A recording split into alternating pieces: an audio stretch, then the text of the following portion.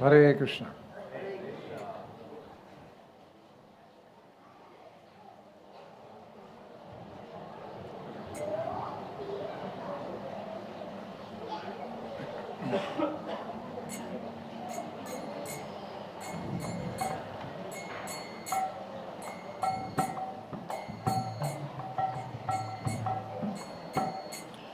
Jaya Radha Madhava Kunja Vihari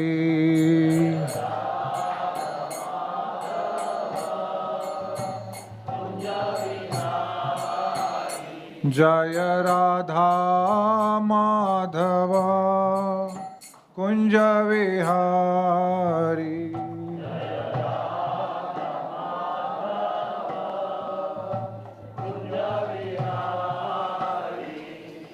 Gopi Jana Vallabha Girivaradhari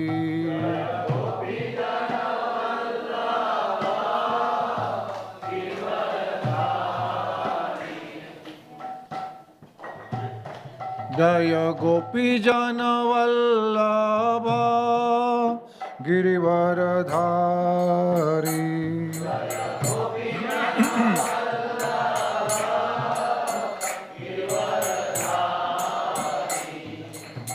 Yashodanandana Braja Janaranjana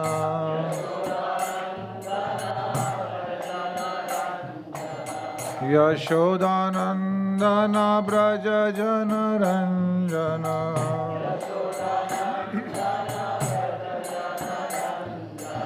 Yamuna Tira Vanachari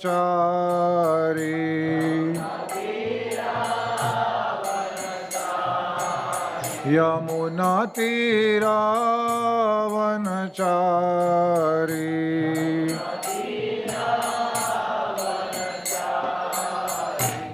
Jaya Radha Madhava Kunja Vihari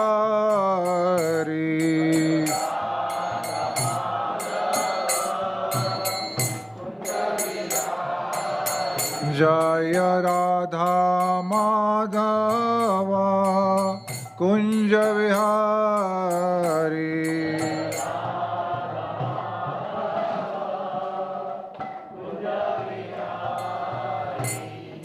Gopi Jana Vallabha Girivaradhari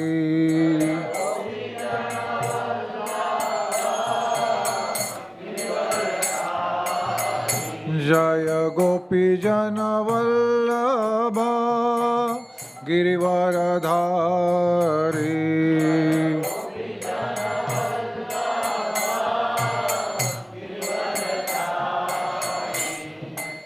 Yashodanandana Braja Janaranjana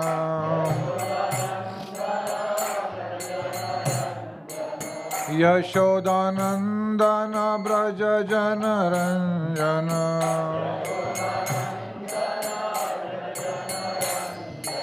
Yashodanandana Braja Janaranjana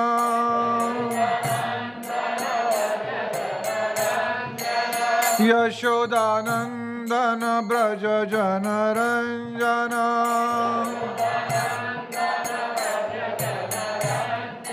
Yashodanandana Braja Janaranjana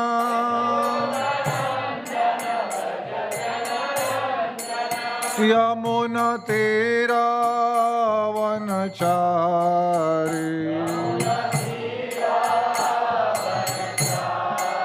Yamuna Tira Vanachari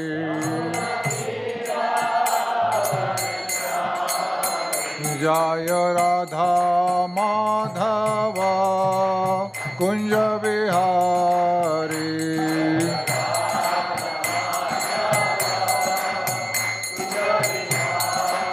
Jaya Radha Madhava Kunja Vihari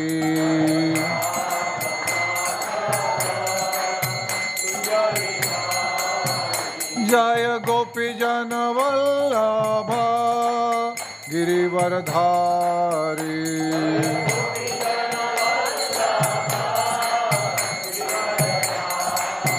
जय गोपी जन वल्लभ गिरिवरधारी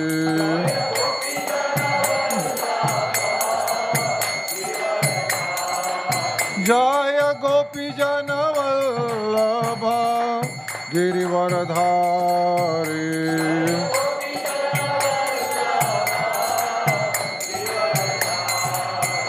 हरे कृष्णा कृष्णा कृष्णा हरे हरे हरे राम राम राम हरे हरे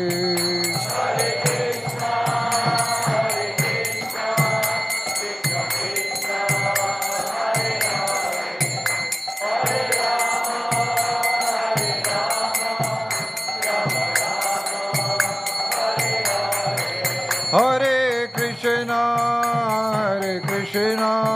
कृष्णा कृष्णा हरे हरे हरे राम राम राम हरे हरे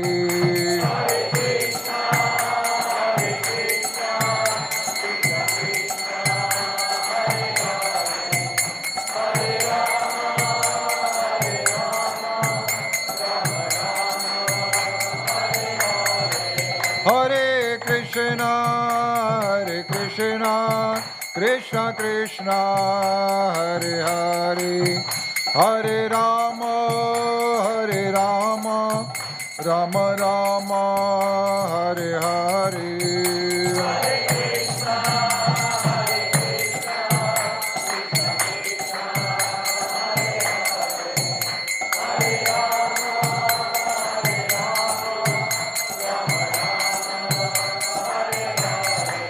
जय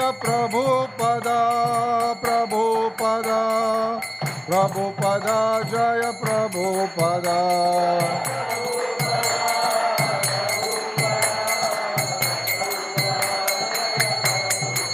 जय जय गुरुदेव जय जय गुरुदेव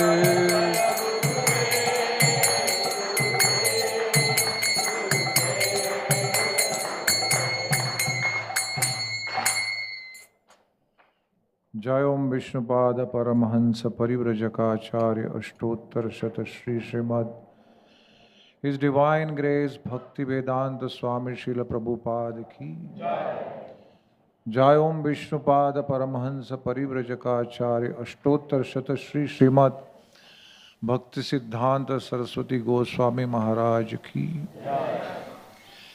समवेत भक्त वृंद की ग्रंथराज श्रीमद् भागवतम की श्री श्री राधा गोपीनाथ की श्री ताई गौरचंद्र की श्री गोपाल जी की समवेत भक्त वृंद की गौर प्रेमानंदे।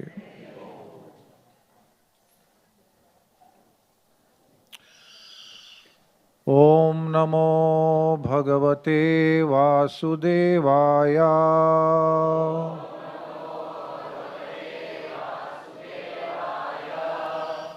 ओम नमो भगवते वासुदेवाय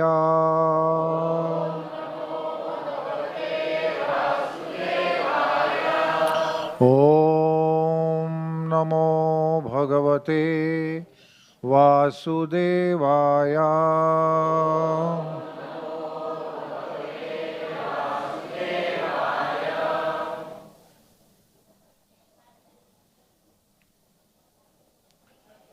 धर्म उवाच कच्चिद् भद्रे नामयान् आत्मनस्ते विच्छायासि म्लायते षण्मुखेन आलक्ष्ये भवति मन्तरान्धी Dure bandhun shochashi kanchanamba. Dharma uvacha. Kachit bhadre namaya matmanaste. Vichaya simlayate shanmukhena. Alakshaye bhavati mantarandhi. Dure bandhu shochashi kanchanamba. Dharma uvacha. Kachit bhadre namayam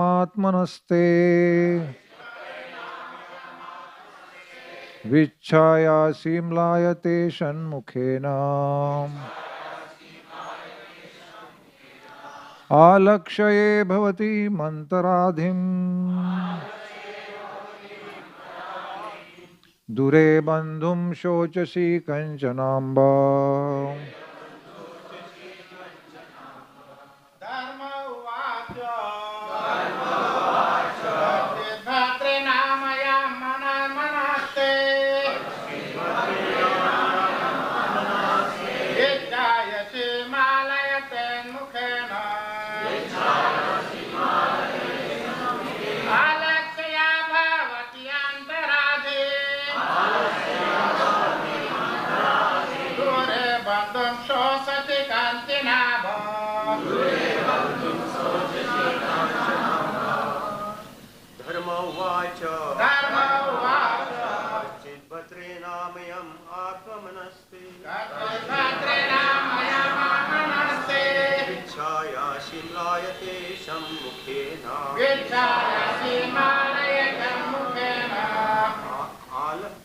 आलक्ष्ये भवतीम् अन्तराधिम् दुरे बन्धुं शोचति काञ्चनाम्बा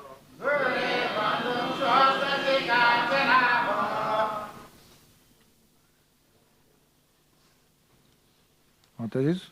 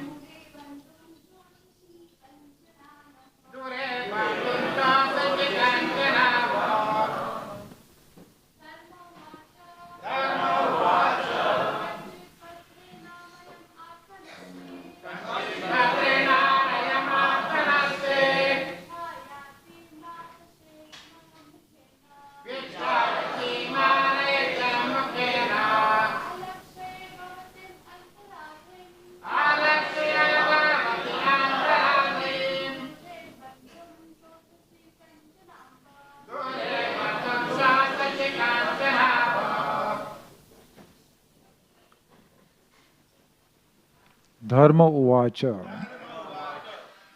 Dharma inquired.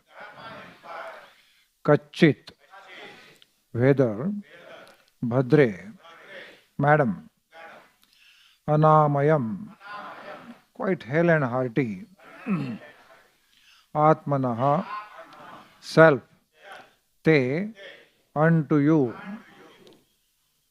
Vichaya asi, appear to be covered with the shadow of grief.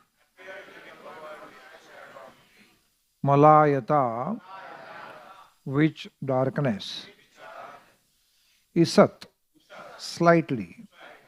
Mukhena, by the face. Alakshaye, you look. Bhavatim, unto yourself. Antaradhim, some disease within. Dure, long distance. Bandhum, friend. Sochasi, thinking of. Kanchana, someone. Amba, O Mother. Translation and purport by His Divine Grace A.C. Bhaktivedanta Swami Prabhupada.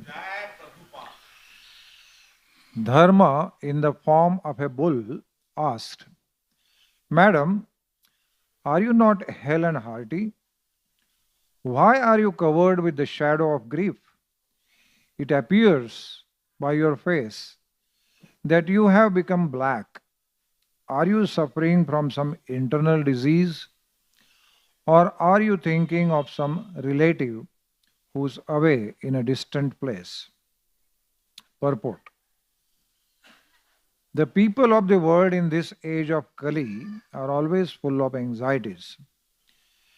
Everyone is diseased with some kind of ailment. From the very faces of the people of this age, one can find out the index of the mind. Everyone feels the absence of his relative who is away from home. The particular symptom of the age of Kali is that no family is now blessed to live together. To earn a livelihood, the father lives at a place far away from the son, or the wife lives far away from the husband, and so on. There are sufferings from internal diseases, separation from those near and dear, and anxieties for maintaining the status quo. These are but some important factors which make the people of this age always unhappy. Text number 20. Padarnyunam shochasi maikapadam atmanam va vrushalay mokshamanam aho suradin ritayajna bhagan praja utsvinman magha vatya ishvarshati. I have lost my 3 legs and am now standing on one only. Are you lamenting for my state of existence? Or are you in great anxiety because henceforward the unlawful meat eaters will exploit you? Or are you in a sorry plight because the demigods are now bereft of their share of sacrificial offerings, because no sacrifices are being performed at present? Or are you grieving for living beings because of their suffering due to famine and drought? Purport. With the progress of the age of Kali, 4 things particularly, namely the duration of life, mercy, the power of recollection, and moral or religious principles which will gradually diminish. Since dharma or the principles of religion would be lost in the proportion of 3 out of 4, the symbolic bull was standing on one leg only. When 3/4 of the population of the world becomes irreligious, the situation is converted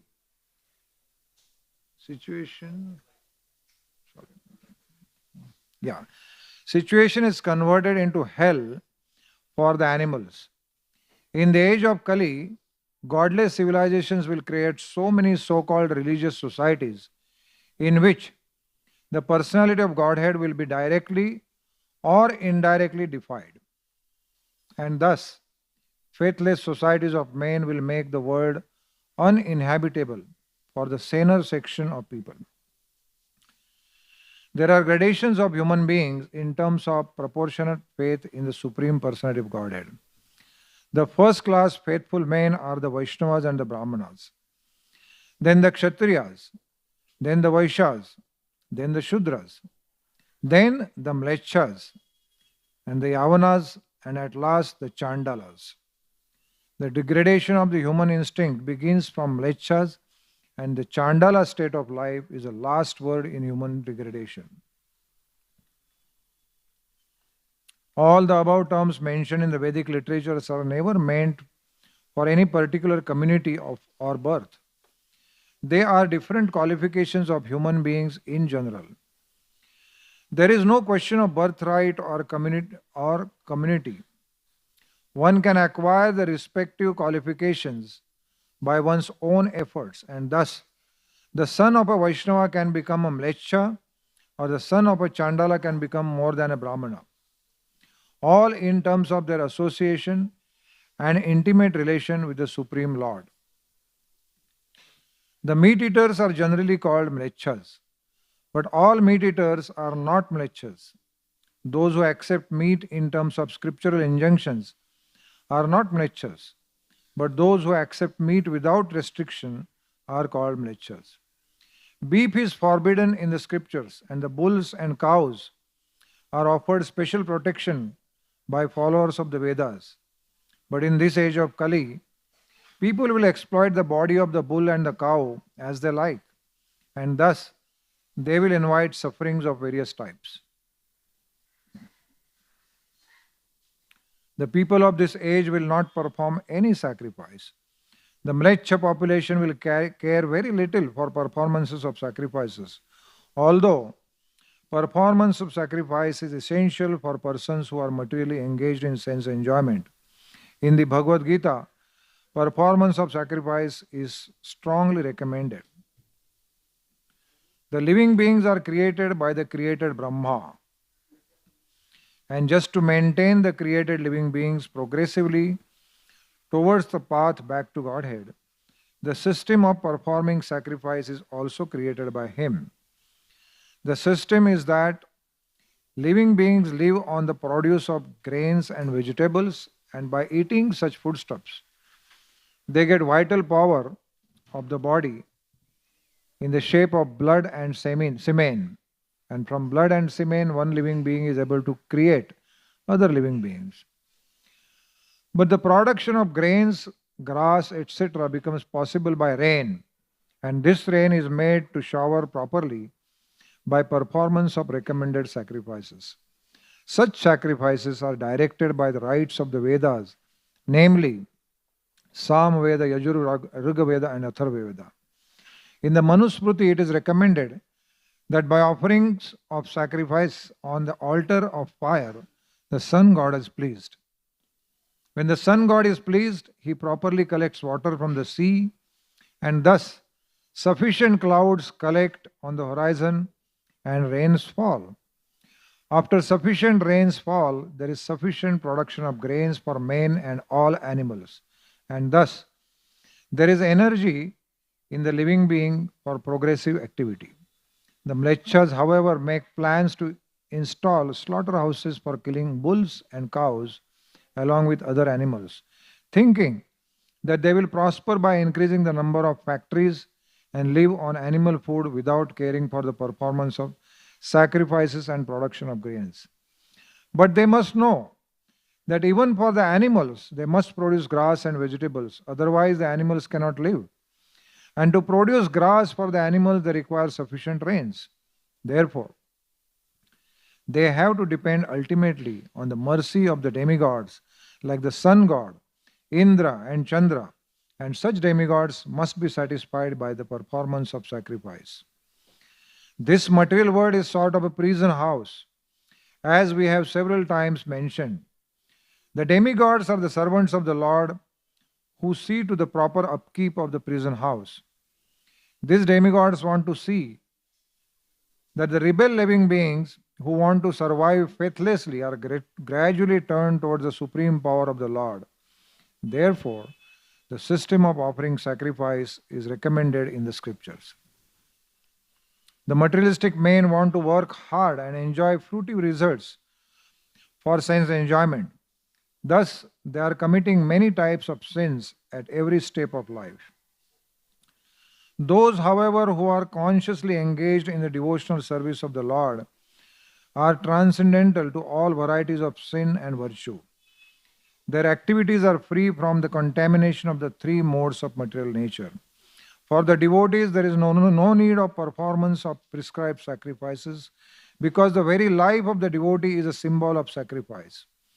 But persons who are engaged in fruitive activities for sense enjoyment must perform the prescribed sacrifices, because that is the only means to get free from the reaction of all sins committed by fruitive workers. Sacrifice is the means for counteracting such accumulated sins. The demigods are pleased when such sacrifices are performed, just as prison officers are satisfied when the prisoners are turned into obedient subjects.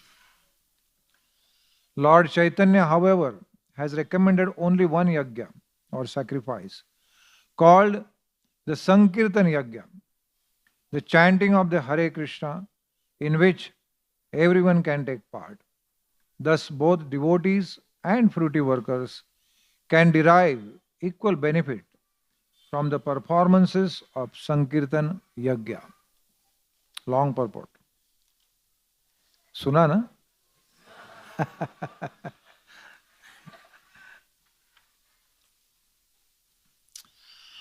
Om Ajnanatimirandasya Jnananjanashalakaya Chakshurunmilitam Yena Tasmai Shri Gurave Namaha Shri Chaitanya Manobishtam Sthapitam Yena Bhutale Swayam Rupakada Mayham Dadati Swapadandikam Nama Om Vishnupadaya Krishna Presthaya Bhutale Srimate Bhakti Vedanta Swaminiti Namine Namaste Saraswate Deve Gauravani Pracharine Nirvishesha Shunyavadi Paschata Deshatarine Vancha Kalpatarubhyascha Kripa Sindhubhe Evacha Patitanam Pavanebhyo Vaishnavebhyo Namo Namaha Jai Shri Krishna Chaitanya Prabhu Nityananda Shri Advaita Gadadhar Srivasadi Gaura Bhakta Vrinda Hare Krishna Krishna Krishna Hare Hare Hare Rama Rama Rama Hare Hare Hare Krishna Krishna Krishna Hare Hare Hare Rama Rama Rama Hare Hare Hare Krishna Krishna Krishna Hare Hare Hare Rama Rama Rama Hare Hare.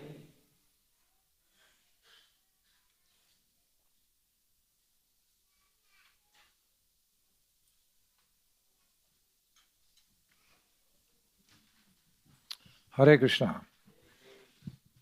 So, we are very fortunate to have your association today morning. We have restarted our Sunday festivals, and this is maybe second or third. Slight changes. Previously, we used to have it in the afternoon. Now it is in the morning time, so that all of you can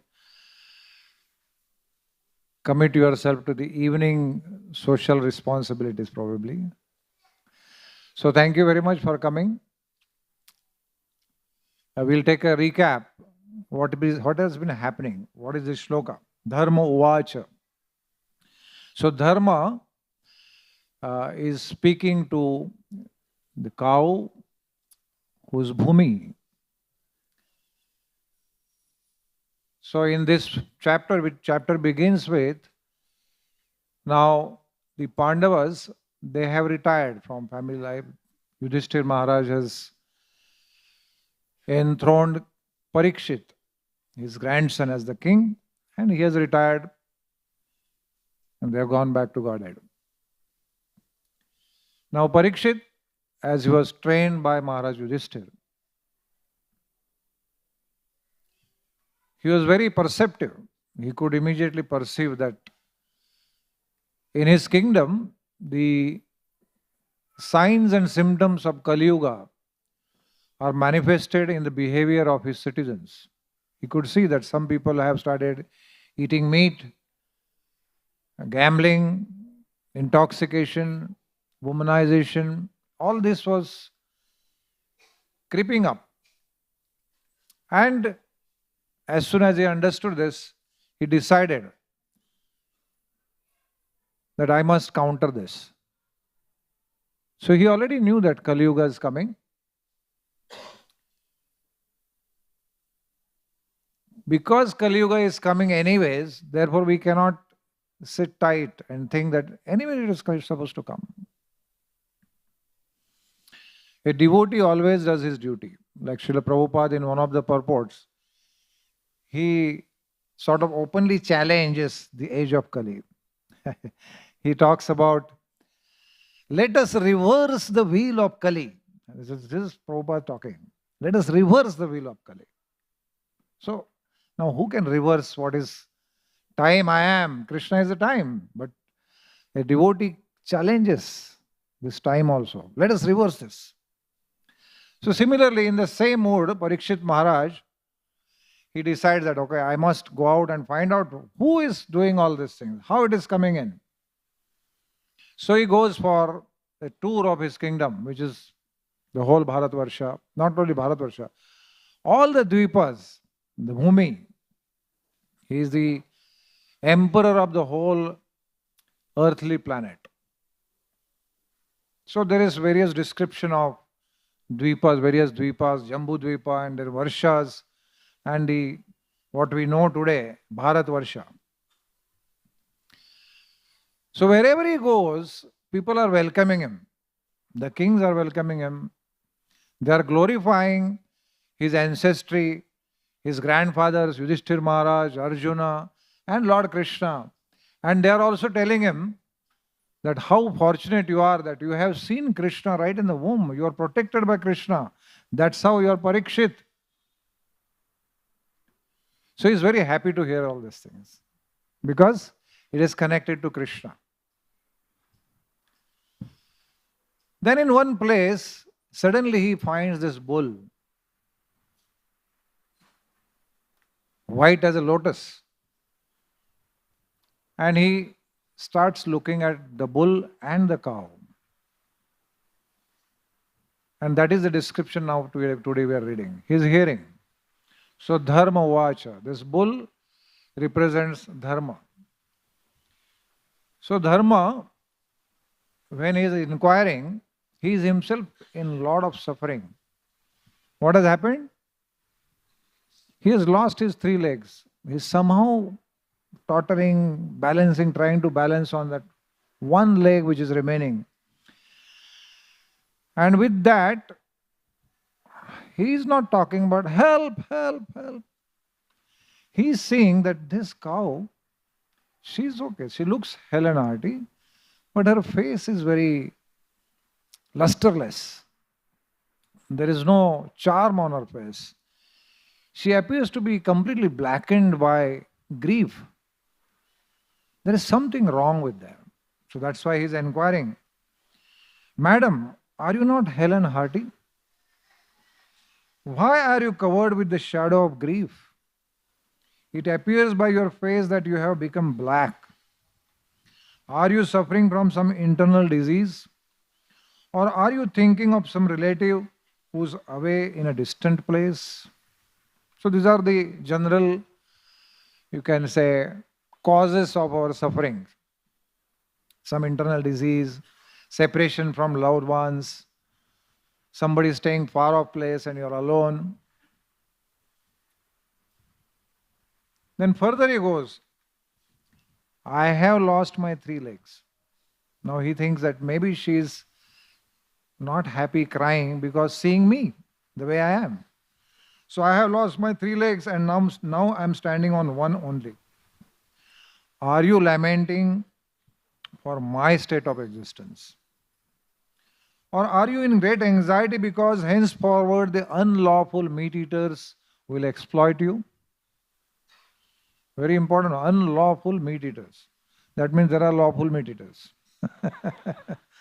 Huh? So yes, lawful meat-eaters means they do eat meat with a process which is recommended in the scriptures. Like one of the processes, meat eating is bad. But the process recommended is that you cut the goat or whatever chicken, and in the ear of that living entity, you speak mamsa. That means, now I am cutting you, next time you cut me. So naturally, when somebody says repeatedly, Mamsa, Mamsa, then it's one day, what am I saying? How many people are going to cut me? So then he gives up. This is the whole idea. So this is by some process. There is a lawful meat eating. But meat, fish, eggs, whatever. But one thing is absolutely contraindicated, absolutely not allowed in the Vedic sciences. What is that? Killing and eating the bulls and cows. Absolutely not accepted. So those who engage in that, they are the unlawful meat eaters.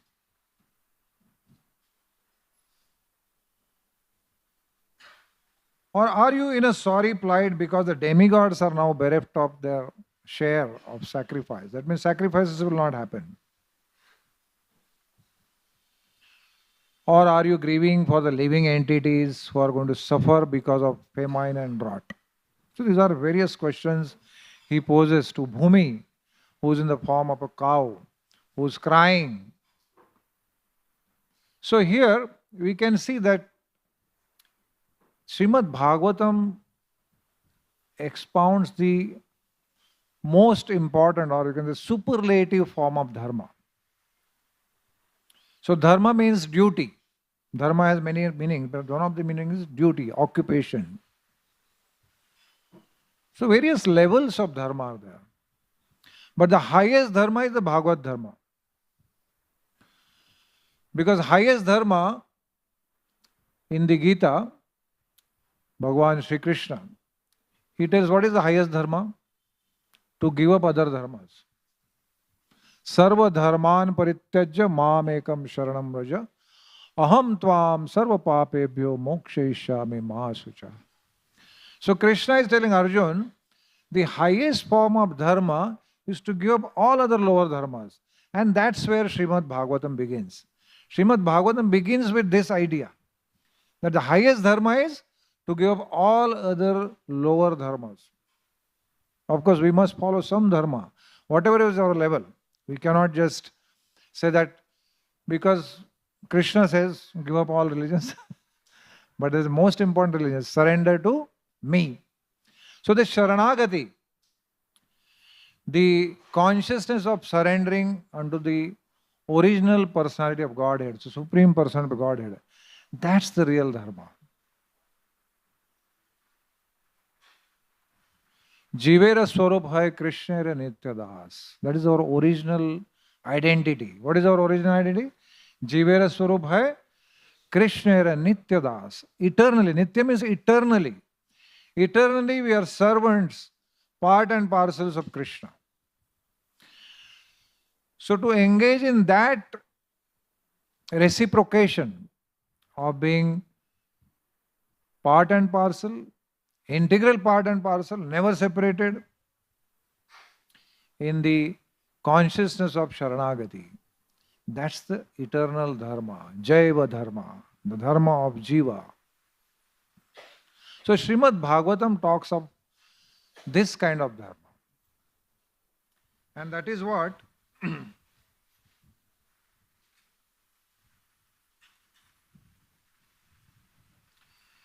the bull dharma is now bringing it out. That even though actually he is suffering, but he is not complaining. What is he doing? He is talking about somebody else suffering. So in Sharanagati, a surrendered living entity, he will always try to serve Krishna in all situations, even though he is suffering.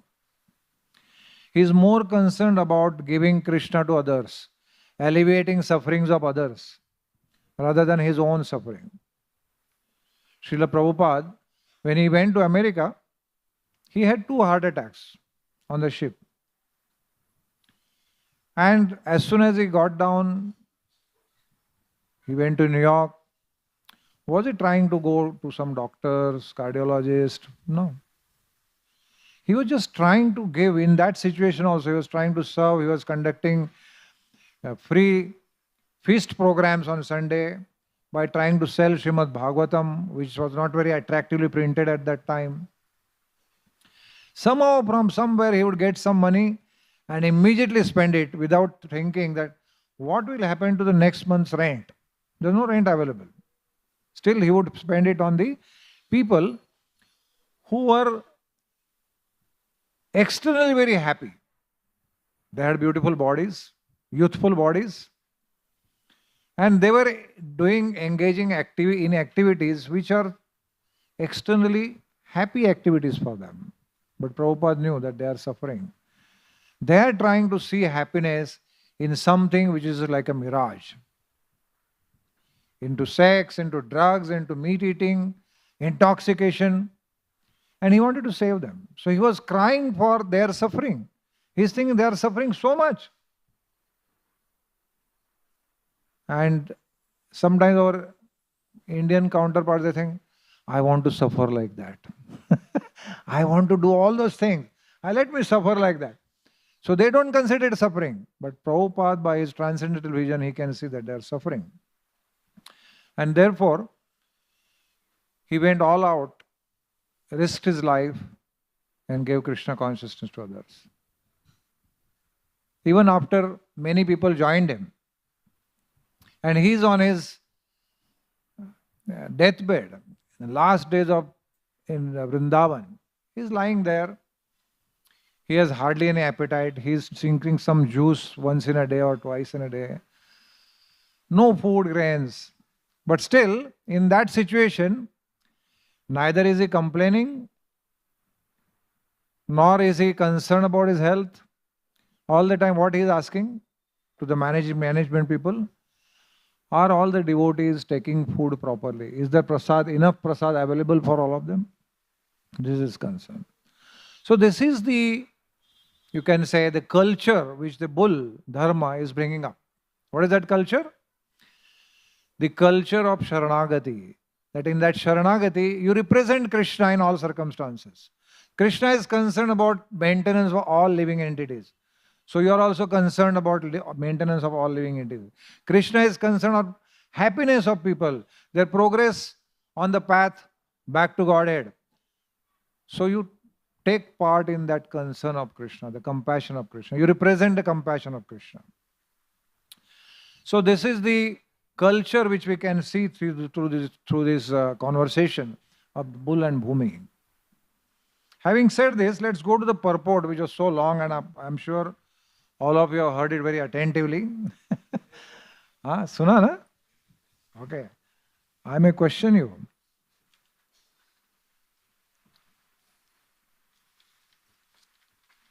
So,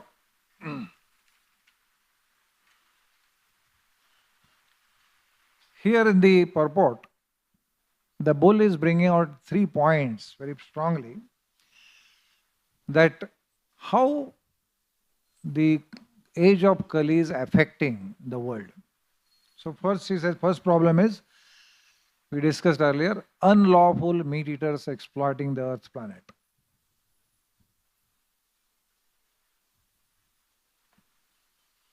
Second is, now these meat eaters, they are least interested in any type of sacrifice. First of all, they are faithless. They do not have faith that somebody is providing all this thing. They think that the world has come upon just like that. By chance, the world has come. And therefore, they do not care for any type of sacrifice. If at all they want to do sacrifice, it is generally for meat eating. Because they find out some passages from scriptures, the acceptability of the population, and then they engage in killing animals again in the name of sacrifice. And some of them will say, these sacrifices, they give scientific reasons, these sacrifices help the poor, malnourished people to get some good nutrition. This is their logic. They talk like that. But because of this stoppage of sacrifices, what happens? Naturally, the rains, the regularity of the seasons, the peace of the world, everything is destroyed. You will see that 50 years back, the seasons were quite regular. Those who are 50 beyond, they'll tell you. But now seasons come anytime. Suddenly there will be heavy rains in December. Huh? Or sometimes the summer extends up to July. Now previously I remember childhood, 7th June means rain has to come. Either before 7th June. 1st June to 7th June, rain has to come. We knew that. And just before Deepavali, the winter has to come. We had all Deepawalis with sweaters. And now hardly, this is the first time probably in Mumbai there was some kind of winter. That is also gone now since yesterday. It is suddenly, before that we could feel it. People probably must be finding out where is their sweater or this, that. By the time they bring it out, it is gone. Huh? And this is the situation. The seasons go away. Rains are not there. So what happens? There are droughts, famines, earthquakes, all these kind of things happen. Why? Because there are no sacrifices. The demigods are not getting their share. They are not happy. They don't care for you. Because they are pleased when the sacrifices are done. That's the method. When Lord Brahma, he creates this universe. So naturally, he creates the human beings, all other living creatures. For the human being, which is the highest in the ladder of evolution spiritually, so you gradually come from the lowest species to the highest species, and from the highest species, you go to the next species. That is, you can become a Devata, or you can become a Swargavasi, or whatever, a resident of higher planet, or if you are really very intelligent, most intelligent people, what will you do? You will go beyond the material universe. Even the Swargaloka, Tapaloka, Maharloka, Satyaloka, beyond that you will go. Where? You will cross the Viraja river and go beyond Viraja river in the spiritual world, in the one of the Vaikuntha planets. So to do this progressively, Lord Brahma, through the 4 Vedas, he gives the method of sacrifice. Yajya. So when I say Yajya, what comes to your mind? क्या याद आता है? यज्ञ बोलो तो क्या आता है? हाँ? Fire, धुआं, आंखों की जलन, mantras, mudras. So all that comes to our mind, right? So yajnas are very much a part of human civilization. Those who are called as civilized human beings, the Aryans. Aryan is not some kind of race based on physical structure. Arya means one who is a civilized man. So in the civilized society, yajna has to be there. And Krishna gives reasons why yajna should be there. So in the Gita, 3rd chapter, 14th verse, Krishna is telling Arjun, Annad bhavati bhutani. So all the living creatures, they subsist on anna, food grains. Parjanyad anna sambhava. How the food grains are grown? Parjanya. The rain has to be there. Rain, how does it come?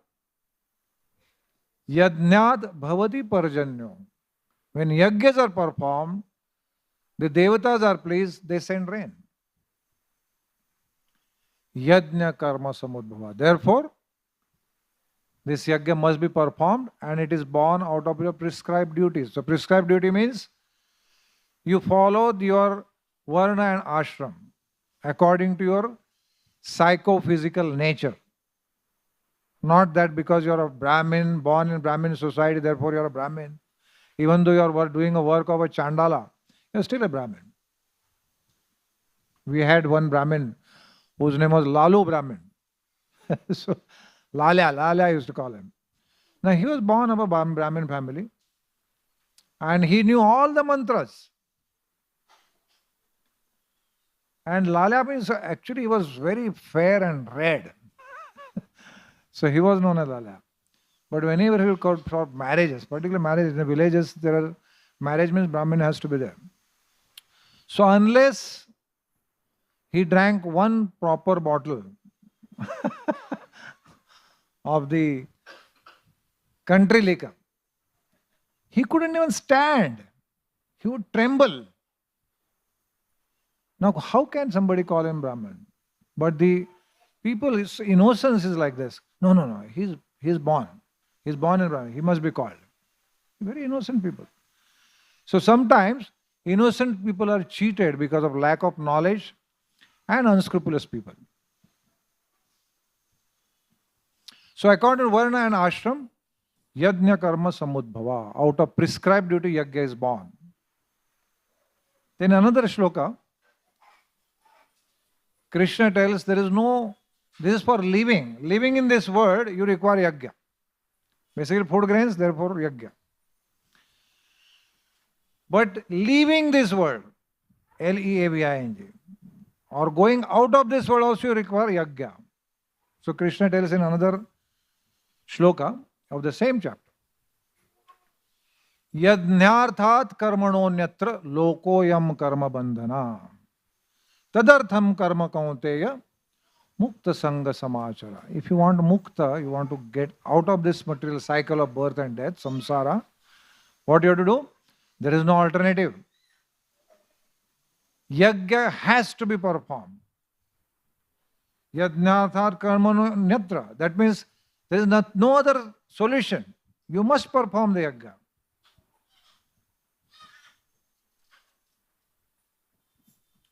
Work done as a sacrifice for Vishnu has to be performed. Otherwise, work causes bondage in this material world. So don't remain bonded. Get liberated by yajna. So therefore, we can see that Srimad Bhagavatam and the Vedas, they are the manual for us to exist in this material world and also exit from this material world. That is the manual which are being given to us.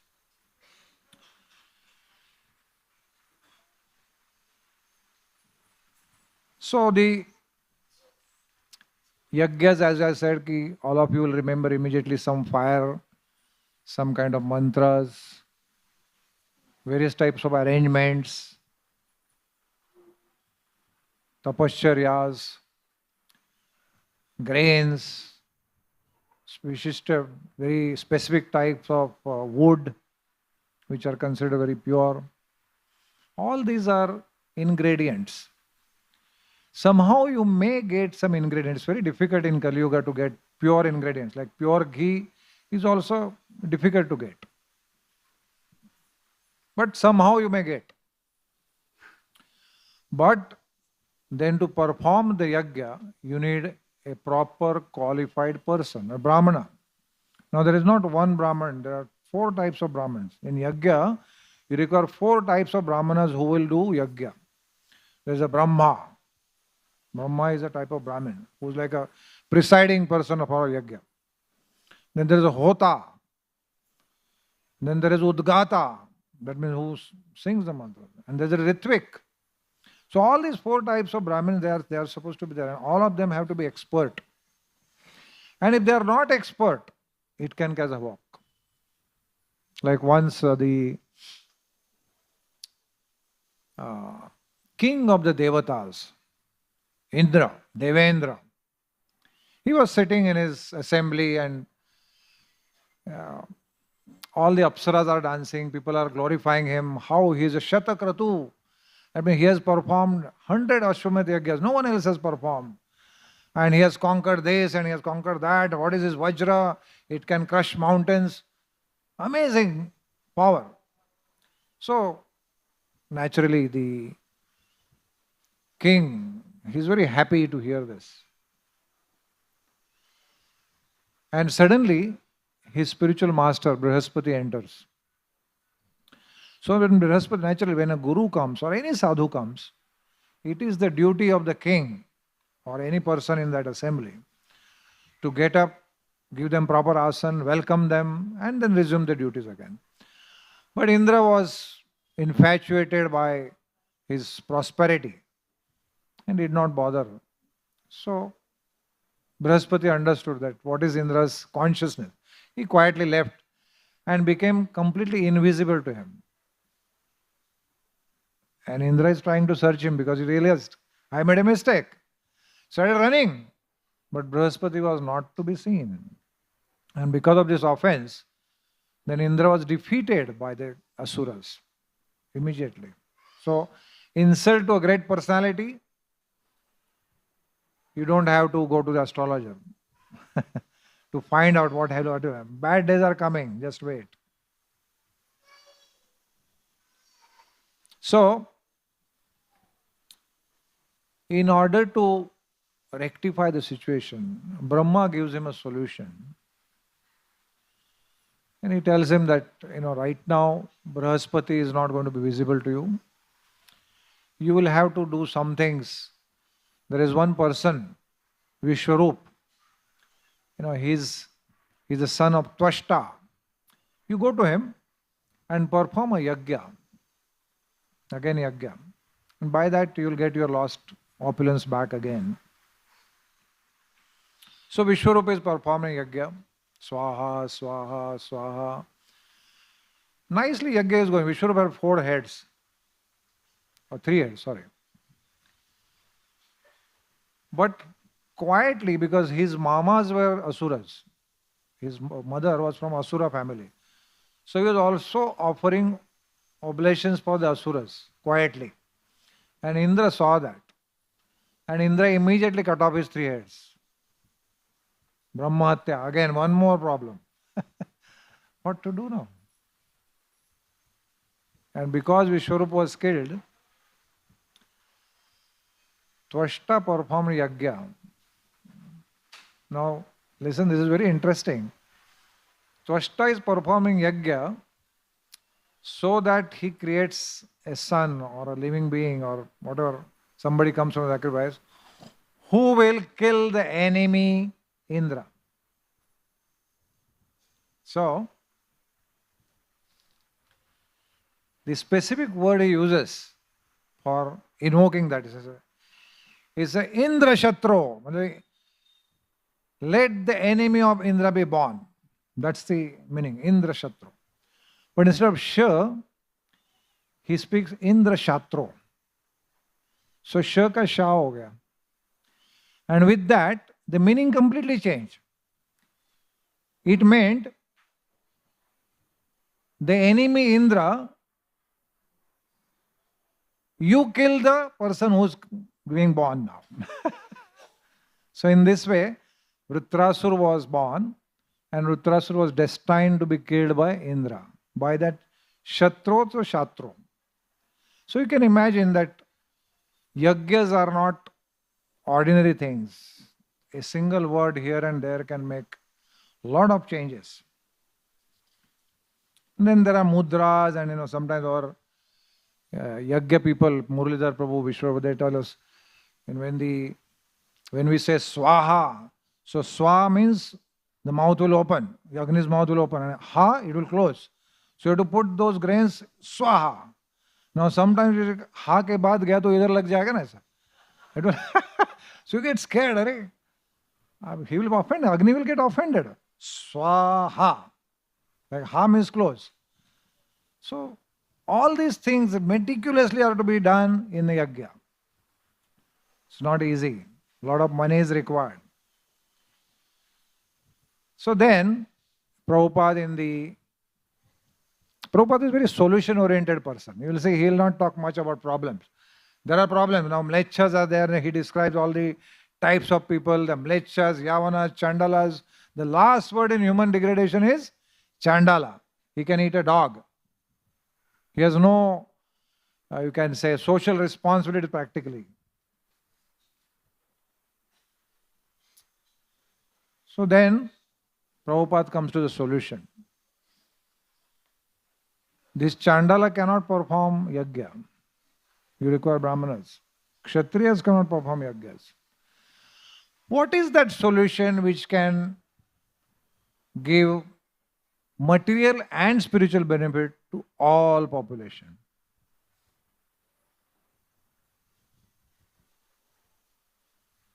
So today is also a very important day of Bhishmashtami. Bhishma Ashtami. We'll connect the two things later. So Bhishma, he left this world on today's Tithi, Magha Shukla Ashtami. Today is Magha Shukla Ashtami. On today's day, Bhishma Dev left this planet. He went back to Godhead. He is one of the Mahajans. Why is he Mahajan?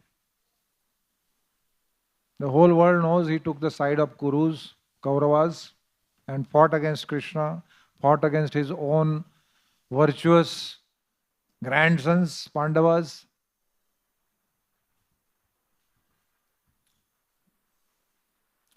So, there is a reason why he is a Mahajan. So today we will just discuss a little bit about Bhishma, the glorious personality. There is no parallel to Bhishma in the history. There will be no parallel in the future. That kind of personality is Bhishma. So we are fortunate that today we are hearing about Bhishma. What kind of character, what kind of personality was he? So Bhishma, first of all, he is the only person who defeats that person who is known as Ajita. The Supreme Person of Godhead, Sri Krishna, Narayan, Vishnu, he is known as Ajita. No one can conquer him. But twice Bhishma defeated him. Imagine the power of Bhishma. Twice he defeated him. Once, the son of Satyavati and Shantanu. Bhishma is also known as Shantanu Nandan. So, the son of Satyavati and Shantanu, there were two sons, Chitrangad and Vichitravirya. So, Chitrangad died in some fight with Gandharva, who was also known as Chitrangad. So, there was like, who is real Chitrangad? There was like competition there. He was killed. Some like Kshatriyas, they fight only for honor. And they don't care if they die. That's a Kshatriya. If somebody says, I am a Kshatriya, and is afraid of death, he is not a Kshatriya. Kshatriya means he was never afraid of death. He was ready to die for honor. So Chitrangad died. Then Vichitravirya, he had to marry. So Bhishma went and brought 3 daughters of Kashiraj. It's a big story. You must have seen in the Mahabharata. So all these 3 daughters, Amba, Ambalika and Ambika, all 3 were brought. They were to be married, and suddenly Amba says, I have already given my heart to somebody else, Shalva. So Bhishma says, no problem, I'll make sure that you go back. So he ceremoniously, very nicely, giving a lot of gifts, he sends her back. But Shalva is another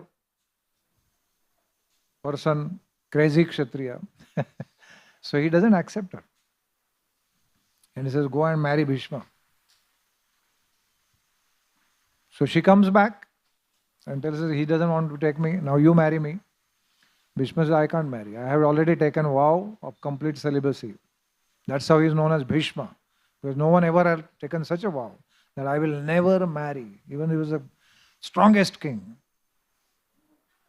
So then Amba, she starts going to people, and ultimately somebody tells you go and approach Parshuram. Parshuram is very powerful and he is the guru of Bhishma. So automatically he will have to listen. So she goes to Parshuram, explains the story, and Parshuram says, yes, you are right. He kidnapped you. So it's not your fault. He has to marry you. I will come with you. So Parshuram, Amba, they come to Bhishma, and Bhishma says, Gurudev, how can I serve you? So marry this girl. That's not possible. Then be ready to die. He said, no problem. Let's fight. And in the fight, he literally defeats Parshuram. And Parshuram is so happy. See, he's the Supreme Lord. He's so happy that he defeated him. And he gives him blessing that there will be no one like you. So this is the first time he defeated the Supreme Lord. Next time, in the war of Mahabharata, Krishna decided to take side of Pandavas on their request. But he said on one condition, I will not be fighting, I will not be using any weapons. I'll just be your Sarathi, chariot driver. And then the war is going on.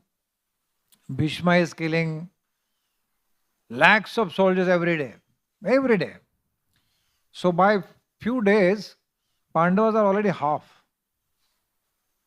And then Duryodhana is taunting in between. You're not fighting valiantly. You are still trying to take side of Pandavas. You don't want them to die. So then Bhishma says, okay, today you will see my valor. And that day, he fights as history has never seen. It is said in Mahabharata describes that when Bhishma was fighting, all the Pandava soldiers and even the Pandavas themselves, they could see that Bhishma is here in the eastern side. And they would turn to the western side, they would see Bhishma there. They turn to the south, Bhishma is there. North, Bhishma is there. So everywhere it was only Bhishma. How he was doing, no one knew. Thousands of arrows that simultaneously would shoot, kill bulk soldiers. And then ultimately he comes right in front of Arjuna and Krishna. So Krishna tells Arjuna that what do you want? This war is to be finished today? Look at him, the way he is fighting. You need to counteract him. So only one person could counteract him, that was Arjuna. So Arjuna starts fighting, but Arjuna remembers, this is my grandfather. I have sat in his lap. He has fed me. He has given me important lessons in life. He's so dear to me. How can I shoot at him? So he's very mild. And because of mildness, but Bhishma is not mild. He is actually very, very angry because he has been taunted by Duryodhana. So he shoots so many arrows on Arjuna and Krishna. Krishna's body is full of arrows. Blood is oozing out of the horses are tired. And now Krishna can see that, okay, Krishna is thinking, this Arjuna is not going to improve. And now this Bhishma is not going to stop. That means the war will be over today. That means the Pandavas will lose. That means Dharma will not be established. So, I have told in the previous discourse with Arjuna, what I have told? Boldly declare, O Kaunteya, my devotee will never perish. Kaunteya pratijanihi name bhaktya pranashyati. Boldly declare.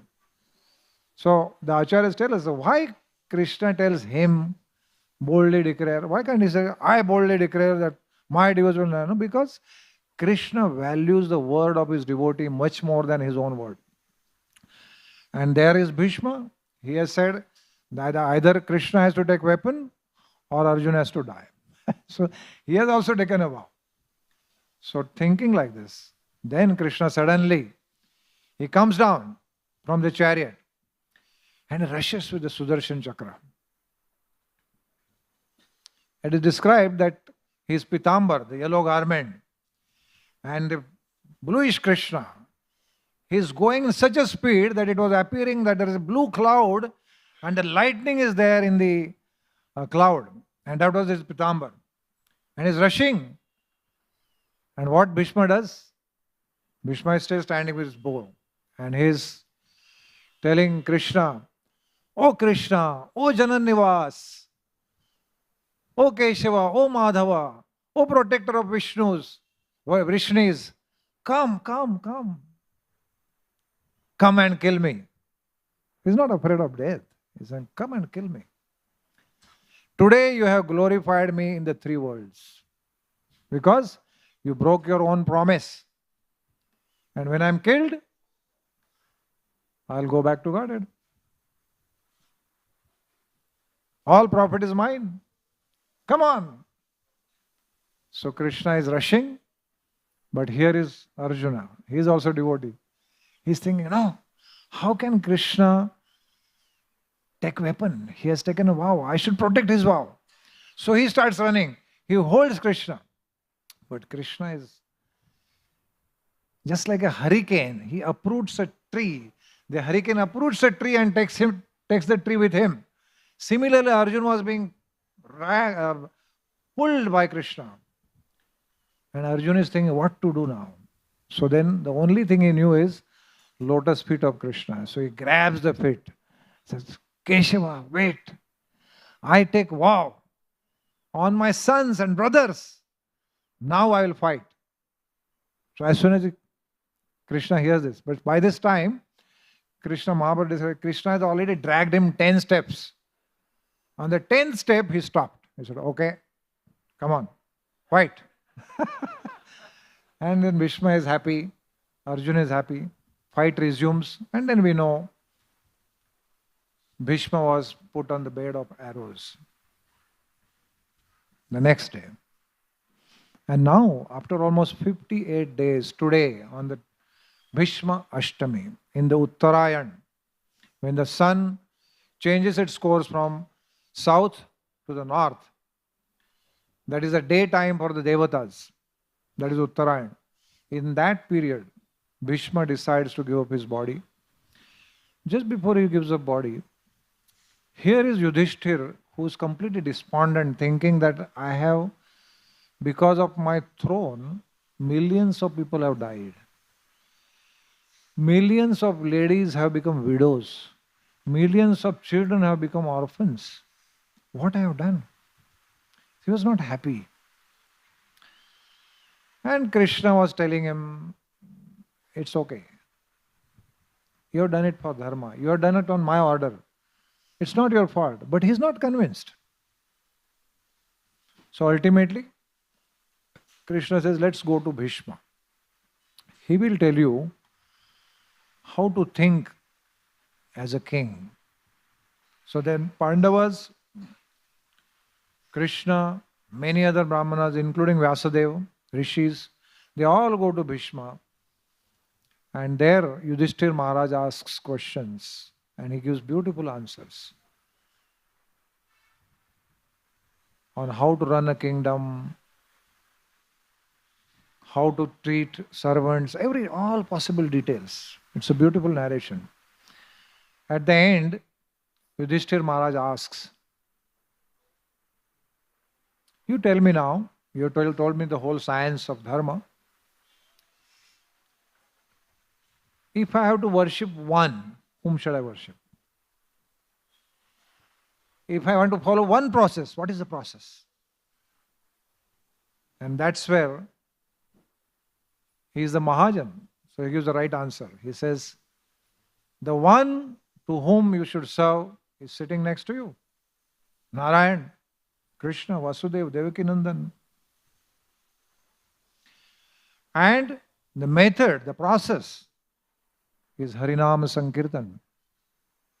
Hare Krishna, Krishna Krishna, Hare Hare, Hare Rama, Rama Rama.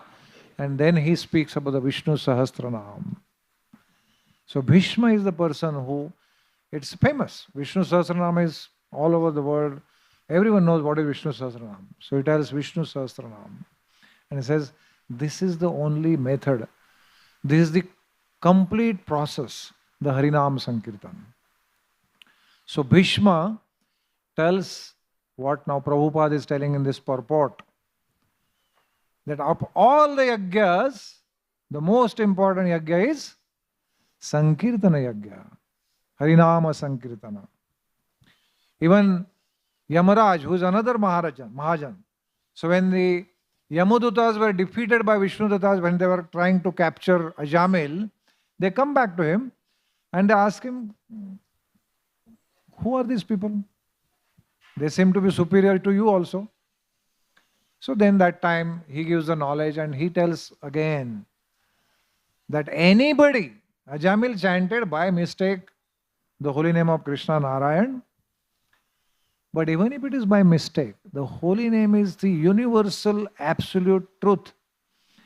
And if anyone chants the holy name, don't touch him. Hare Krishna, Krishna Krishna, Hare Rama, Rama Rama, Hare Hare. So I have just induced you to become immune to Yamaraj by chanting the holy name. So,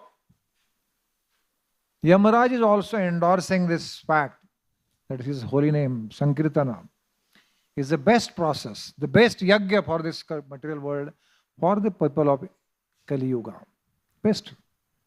Now you can understand, we have some time, maybe 10-15 minutes. What is this Sankirtana? What is the beauty of this Sankirtana? Now Kali Yuga, first of all, Manda, Sumanda Matoyo, the intelligence is low, lifespan is low, the abilities are low. In that, to get those Brahma, Hota, Udgata, Ritvik, Brahmanas, great pure ingredients, impossible. So therefore, Krishna decides, I should give something which is really good. And just like Bhishma, he was defeating Krishna in various ways as a Kshatriya. The gopis of Vrindavan, they also defeated Krishna. Gopis of Vrindavan defeated Krishna repeatedly. In fact, sometimes Krishna had to tell them, Bhaiya, my God hu. I am God. Why don't you believe me? Said, no, we don't believe you. Their love was so much that they did not care whether he is God or not God. By their love, he was made to dance. He was like a puppet in their hands. So thinking of this love, thinking of the bhakti of Brajvasis, Krishna, he becomes intoxicated by that love. He's simply intoxicated. He doesn't know. He says, Na parayaham, I cannot repay you. Just be happy with your love. I have no capacity to repay you. It's impossible. And he's in that same mood. He's thinking, what is it? What is that kind of love that is attracting them to me? Everyone is attracted to me, and I'm attracted to their love. I'm helpless in front of their love. What is this love? Particularly of one of the gopis, the highest gopi, Sri Radharani. That I can't understand. The gopis' love, Radharani's love. I must do something. So in that mood, he decides to take the form which embodies the bhav of Srimati Radharani, the gopis. And in that form, now all the other yajnas are given by Brahma, but he decides, I will give my own yajna. So now, sometimes, in the olden days, the kings, when they were very happy, what would they do? He will call the minister, hey minister, come here. Release all the prisoners. और जो बुरे चांडाल जो भी लोग हैं, just release them. I am very happy. Feed them. Give donations. Do a lot of charity. He's just in a happy mood. Similarly, the Kali Yuga people are unqualified. But in that intoxicated mood, the Lord himself thinks, इनको release करना चाहिए. I must release these people. So I will give them something which was not available to great demigods like Brahma also. I am going to give them that love, the love of Braja for me. But how can these people be qualified? So I must give them myself in the form of my holy name. Kali Kale Nama Rupe Krishna Avatar. So Krishna Avatar in the form of holy name is available in this Sankirtan Yajna. And when he is giving, he is so intoxicated. He doesn't care who you are. So somebody says, Krishna, Chaitanya, This person is Brahmana. Okay, give him. He's a Vaishnava, give him. But what about this Kshatriya? Give him. But Mlecha, give him. Chandala, give him. Animal, give him. So he's just not bothered about who's in front of him. He just wants to give, give and give in the intoxicated state. So Sankirtan is that Yajya, which is given to all of us by Chaitanya Mahaprabhu in the most magnanimous mood of being intoxicated by the love of Brijvasis. So he gives us, here, take this Sankirtan. Param Vijayate Sri Krishna Sankirtanam. Param Vijayate. He gives that blessing also. This is the most victorious. Victory over what? Material existence, and beyond material existence, the spiritual upliftment. You will gain victory over there by this Krishna Sankirtanam. Anandam Buddhivardhanam. What will happen? The bliss, the joy in the heart, the spiritual joy will keep on vardhanam. It will keep on increasing. Every moment it will increase. So Chaitanya Mahaprabhu is in that mood. And in that mood, he displays his wonders.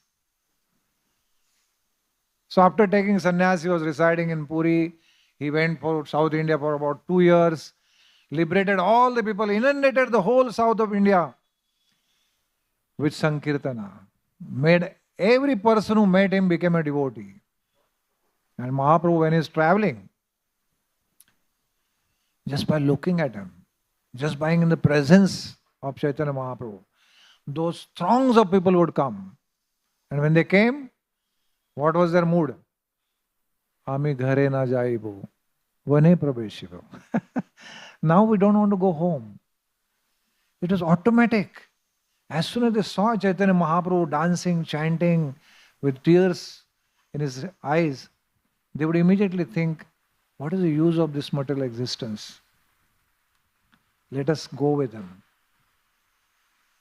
In that same mood, he is traveling. He is now thinking of traveling to Vrindavan.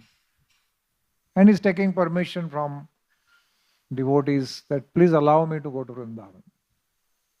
And the devotees are also attached to him. So they cheat him for 2 years. No, you can't go because now Chaturmash is coming, rainy season, you can't go. Then now Dashara is coming, now there's Odan Shashti is coming, now Rath Yatra is coming. So Rath Yatra again another rainy season. Like that, 2 years they're postponing. And Mahaprabhu is, okay. He knew that they are cheating him. But that is the nature of love. Mahaprabhu is allowing them. They are my devotees. Unless they give permission, I will not go.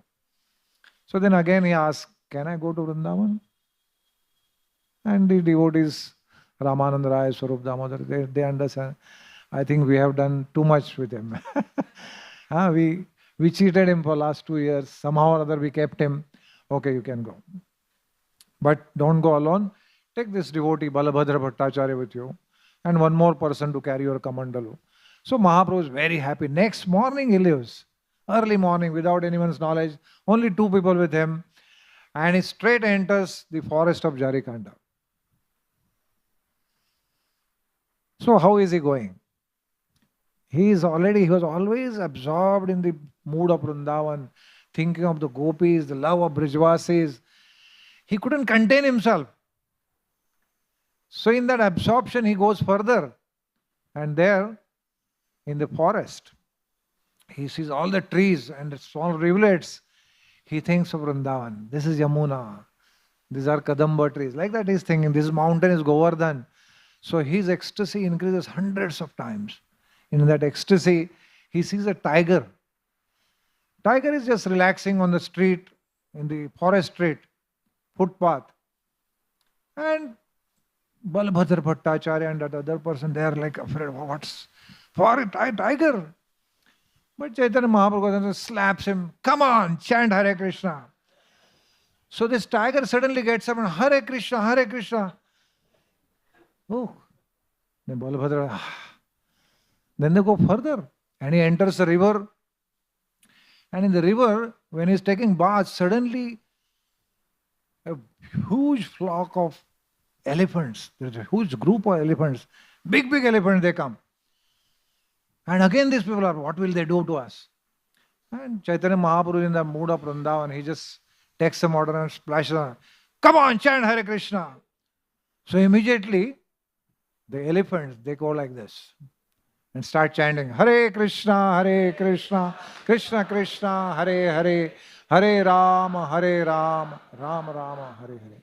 And in this way, Mahaprabhu turns the whole Jharikhanda forest into a new Sankirtan party of animals. The tigers, the deers, the snakes, the peacocks, elephants, the foxes, jackals, everyone. All of them are together chanting the holy names. Monkeys. So this is the power of Sankirtan. So if the animals can do it, why can't the human beings, how much they can be elevated if they chant in the proper mode? Who is the timekeeper? Timekeeper कोई है क्या? 10 minute लगेगा और रुद्रनाथ प्रभु, another 10 minutes is okay? Okay, fine, thank you. So, he is going, then he reaches Mathura. Then from Mathura again, people are watching him and then everyone is chanting Hari Bol, Hari Bol. They are seeing this beautiful personality, complexion like a molten gold, eyes decorated with tears continuously flowing, voices faltering while chanting the holy names. And all of them, they join him. And a tumultuous kirtan happens in Mathura. And then he goes to Vrindavan, new Sankirtan party. So now there are few Brahmanas with him. And in Vrindavan, he's chanting alone. And suddenly, a huge number of cows, they start running towards him. The cowherd boys are trying to protect them. They are trying to stop them. They are not stopping. They just rush to Chaitanya Mahaprabhu. Then suddenly deers come. And Chaitanya Mahaprabhu is happy to see the trees. He embraces the trees. And the trees start oozing honey. And the deer start coming and licking him. So new Sankirtan party in Vrindavan. Like that, this is the mood of Chaitanya Mahaprabhu's Sankirtan. So how Sankirtan is so glorious. I am just now bringing it to we could go for another 1 hour, but I'll come to close of it. How Prabhupada brought that. These are miracles which Chaitanya Mahaprabhu did. But Prabhupada, in our times, how did he do it? So Prabhupada, if you see, initial lectures also you will hear, Prabhupada did not stress too much on lectures. Even in front of the American audience, youth, sometimes they would challenge him and somebody say, I am God. So Prabhupada would just ignore him, but some people would fight. They would challenge. And Prabhupada did not try to convince them by arguments or anything. He would just disarm them with some simple sentence. And he would, whenever there was a chaotic situation, what would Prabhupada do? Chant Hare Krishna. Hare Krishna, Krishna Krishna, Hare Hare, Hare Rama, Rama Rama, Hare. And in this way, the whole Western Hemisphere, America, Europe, they were inundated by the holy name. And then he decided, now I should show the magic of the Harinam Sankirtan. I tried several years, 40 years I tried in India. No one thought that Harinam Sankirtan has such magic. Let me show them the magic. So he brought his 20 American disciples. And then Mumbai, Hyderabad, Surat, Gorakhpur. And the highlight was Surat. In Surat, Prabhupada would stay in some Mr. Jariwala's house. And from that house, every day, 7 a.m., all these 20 devotees with mridangas, shining kartals, beautiful dressed ladies, and his devotees would come out and kirtan would start from 7 a.m. and the route was fixed and go through the city and come back afternoon somewhere. And the mayor personally got involved and he made sure that every day's map is known to the people, where they are going. All gullies, mohallas, everywhere they would go. And they would receive so much love. And slowly the party of 20 would become 40, 40, 100, 100, 200, 500. On the last day, the mayor of Surat, his name was Vaikunta Shastri, name was also appropriate. So Vaikunta Shastri, he declared a holiday. He said all schools, factories, shops, everything will be closed. Only Sankirtan throughout the city. So this is Prabhupada. So the Yajya Kunda was as big as the city of Surat. This is Sankirtan Yajya. Then Prabhupada went to Hyderabad. So there people have already heard, this is all in the news. So Hyderabad people are saying, here there is a drought for so many years. And what can you do something? We can, no problems. Tomorrow morning our devotees will join, do Sankirtan, all of you join. So next morning, all the devotees join Kirtan and the local people join. And by 3 p.m. it starts pouring. Hyderabad starts like, there is heavy rain. And next day the headline is, heavy rains in Hyderabad, Swami claims the credit. So Prabhupada acknowledges, yes, this is correct. Sankirtan can fulfill all the desires. So this is Prabhupada's magic. Now I'm going to tell you the last story. Actually second last, but I'll make it last. Have you heard the story of the frowning girl? Anybody has heard? Frowning girl? No one has. Okay. This is a true story from writings of His Holiness Indradona Swami. So how Sankirtan affects the people? So they have this Poland festival every year since 90s. And a lot of opposition comes because it's a very successful festival. People get attracted to Krishna consciousness. So the church and the local people, they get against it. So in this year, the Poland festival, many people came and started distributing pamphlets right in front of them in their pandal and trying to dissuade people from not coming to that festival. And then they started fighting with the devotee. They punched one devotee. He started bleeding. So all the devotees said, what is this? We have been coming every year. What is happening? But then somehow that was settled. And there were only few people they left. And later, so many people came because every year they used to come that the festival became a super hit. The national television came, televised everything, and aired it on the prime show, which 20 million people would watch every day. And 3 days they repeated it. So, Indradumna Maharaj started thinking, wow, it is not how you start, but how you finish is more important. That's what he said.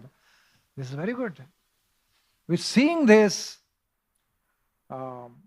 national coverage, the Indian ambassador, he wrote a beautiful, you can say, appreciation that I have visited this festival and you don't need to go to India. You come to this festival and India is here. And the delicious prasadam, everything is like really appreciated. And then that day printed for the next festival. And after the festival was ended, like many councils, city councils, they started calling them. And they had few dates left. So they accepted some invitations.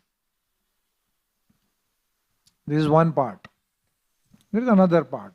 There is a girl in one of the remote villages of Poland. The village's name is, now how do you say it? I don't know, but it is something like Zhernik. Tzerynk, something like that. So you don't know how to pronounce it. But it's Zhernik.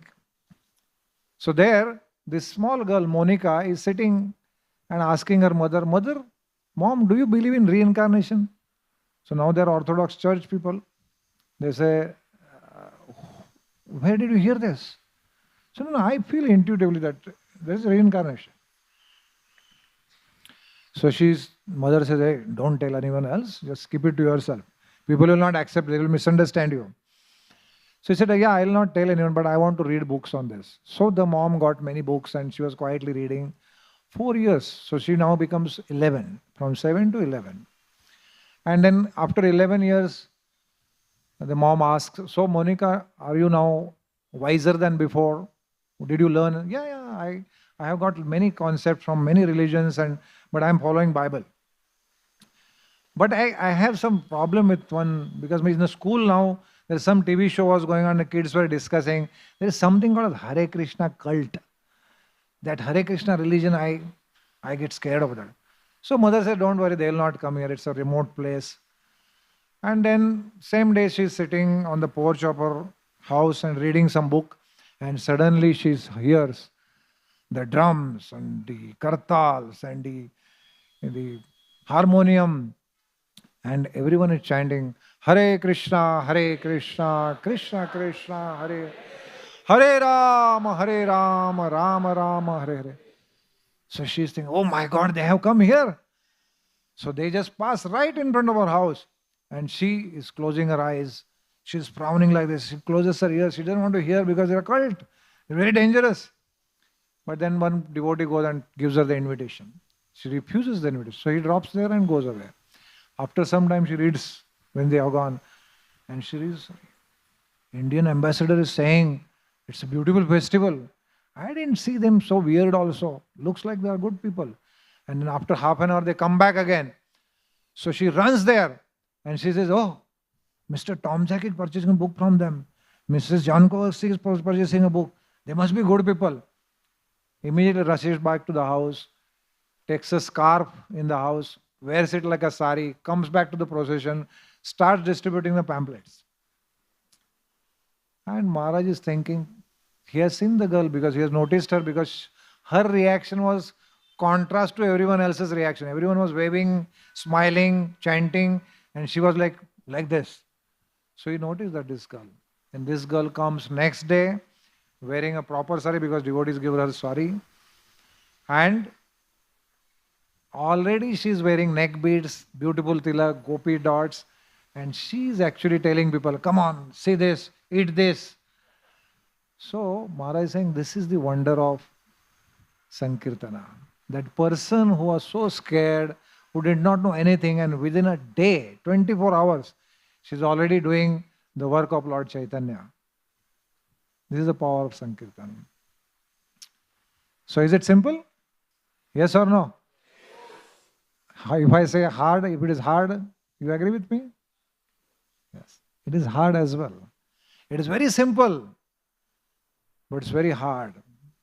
Bhaktivedanta Saraswati, he had one disciple. His name was Krishnadas Babaji Maharaj. Throughout the day, he would sing Hare Krishna, Hare Krishna. He would chant, go on like that. Throughout the day. And some disciples went and complained. Prabhupada, he was also known as Prabhupada. He's not doing any service. All the time chanting. We have to do a lot many service. So Prabhupada, Bhaktivedanta Saraswati, you can also do that, but you can't. To chant the holy name for a long time is not an easy task. When you chant 16 rounds, you are mentally tired. Struggle with the mind. But in Sankirtan it is different, because you have encouragement about each other. The holy name is there. Though Krishna can incarnate in that holy name. Right there, because of the Sangha, association of devotees. But we need guidance. To perform Sankirtan, you need guidance. Guidance of the devotees, the spiritual master. And when you do with proper mood, what is the proper mood? Trinadapi sunichena tarorapi sahishnuna. Amanina manadana kirtaniya sadahari. When you do with that humility, chant together. It's a burden. Say, when you want to dance, can you have burden in your shoulder? No. You have to lessen the burden of the false ego. Lessen the burden of our judgmental attitude. Lessen the burden of our pride. That burden, when it is given up, then the bodies become light and they start dancing. And then, in that mood, when you do kirtan, then you will see that deities are no more marble deities. They are Krishna. The holy name is Krishna. The devotees around you are Vishnu Dutas. They have 4 arms. All this will be seen. It will be revealed. Why? Because the burden, the heavy burden of false ego is gone. You can dance now. And when you do Sankirtan in that mood, just like Narottam Das Thakur did, when he chanted in the Kheturi Gram festival, the first festival of Gaur Purnima in the Gaudiya history. He chanted so nicely, so humbly, so energetically, so enthusiastically, so eagerly. He was just inviting Krishna, and suddenly, in front of everyone, Mahaprabhu came. He had already left. Mahaprabhu came, Nityanand Prabhu came, Advaita Acharya came, Srivas Pandit came. All the acharyas came, all those who had, everyone was there. And people could see them. That is the power of Sankirtan. So in your lives, this Yajya, Prabhupada says, it will fulfill your spiritual and material necessities. So don't worry. Spiritual आ गया तो वाट लग जाएगा ऐसा नहीं. Material भी मिलेगा. Material and spiritual. So perform the Sankirtan with the prerequisite of Trinadapi Sunichena Tarorapi Saishnana. So now we'll perform Sankirtan for the next 15 minutes or 20 minutes. By that time you'll be ready to take part in the next part of Sankirtan, that is Prasadam. Hare Krishna, Krishna Krishna, Hare Hare, Hare Rama, Rama Rama. Thank you very much. Hare Krishna.